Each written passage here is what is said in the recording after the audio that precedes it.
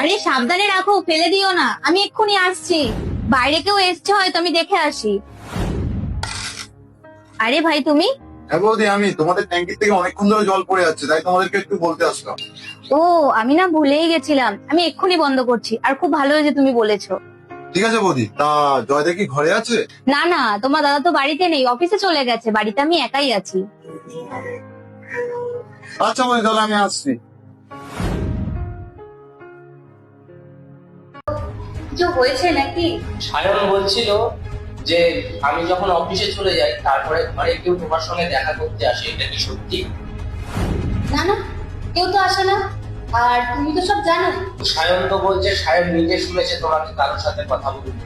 হ্যাঁ হ্যাঁ বৌদি, আমি নিজে শুনেছি তুমি কারোর সাথে কথা বলেছো।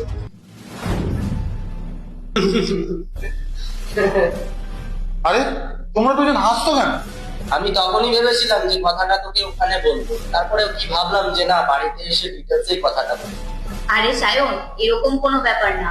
আমি যেগুলো জেনে শুনেই করতাম, তাও তোমার দাদার বল। মানে কি বলতে চাইছো আমি বুঝলাম না ঠিক। আরে সায়ন, আমি তোকে ব্যাপারটা বুঝিয়ে বলছি।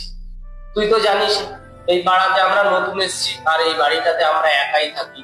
আর আমাকে কাজে বাজের জন্য মাঝে মধ্যে এদিক ওদিক যেতে হয়। আজকাল সমাজের পরিস্থিতি তো জানিস একদমই ভালো না। তারপরে আমাদের বাড়িতে লোকজন আসা যাওয়া লেগেই রয়েছে। তো আমি তার জন্যই বলেছিলাম তোর বৌদিকে যে যখন আসবে কেউ লোকজন আসবে, ঘর খোলার আগে যাতে বিড়বিড় করে বেরোয়, যাতে তার মনে হয় যে বাড়িতে কেউ একজন আছে।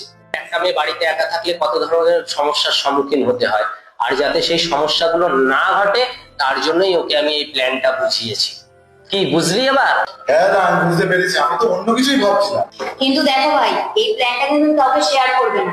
তবে হ্যাঁ, তুমি তোমার বাড়ির মেম্বারকে এই প্ল্যানটা বলতে পারো, সেও কিন্তু এটা কাজে লাগাতে পারবে।